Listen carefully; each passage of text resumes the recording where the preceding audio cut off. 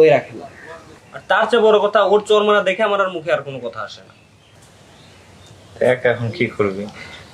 দেখা যাক, একটু সময় নে, ঠিক আছে। ঠিক আছে। সাদিয়া, সাদিয়া,